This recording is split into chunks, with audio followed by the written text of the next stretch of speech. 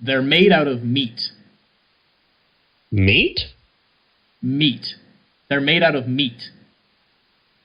Meat. There's no doubt about it. We picked several from different parts of the planet, took them aboard our recon vessels, probed them all the way through. They're completely meat. That's impossible. What about the radio signals, the messages to the stars? They use radio waves to talk, but the signals don't come from them. The signals come from machines. So who made the machines? That's who we want to contact. They made the machines. That's what I'm trying to tell you. Meat made the machines. That's ridiculous. How can meat make a machine? You're asking me to believe in sentient meat. I'm not asking you. I'm telling you. These creatures are the only sentient race in the sector, and they're made out of meat. Maybe they're like the Orfolii. You know, a carbon-based intelligence that goes through a meat stage. Nope. They're born meat and they die meat. We studied them for several of their lifespans, which didn't take too long. Do you have any idea the lifespan of meat? Spare me. Okay, maybe they're only part meat. You know, like the Weedlei, a meat head with an electron plasma brain inside. Nope. We thought of that, since they do have meat heads like the Weedlei. But I told you, we probed them.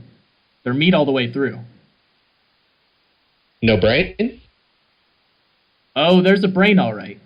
It's just that the brain is made out of meat. So what does the thinking? You're not understanding, are you? The brain does the thinking. The meat. Thinking meat. You're asking me to believe in thinking meat. Yes, thinking meat. Conscious meat. Loving meat. Dreaming meat. The meat is the whole deal. Are you getting the picture? Oh my god. You're serious then. They're made out of meat. Finally, yes. They are indeed made out of meat. And they've been trying to get in touch with us for almost 100 of their years. So what does the meat have in mind? First, it wants to talk to us.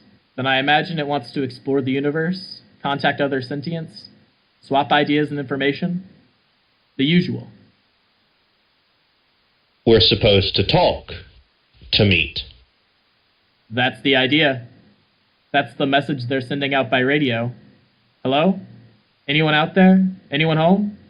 That sort of thing. They actually do talk then. They use words, ideas, concepts. Oh yes, except they do it with meat. I thought you just told me they used radio. They do, but what do you think is on the radio? Meat sounds. You know how when you slap or flap meat, it makes noise? They talk by flapping their meat at each other. They can even sing by squirting air through their meat. Oh my god. Singing meat. This is altogether too much.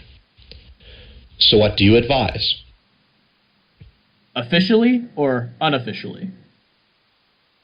Both. Officially, we are required to contact, welcome, and log in any and all sentient races or multi-beings in the quadrant, without prejudice, fear, or favor. Unofficially, I advise that we erase the records and forget the whole thing. I was hoping you would say that. It seems harsh, but there's a limit. Do we really want to make contact with meat? I agree 100%.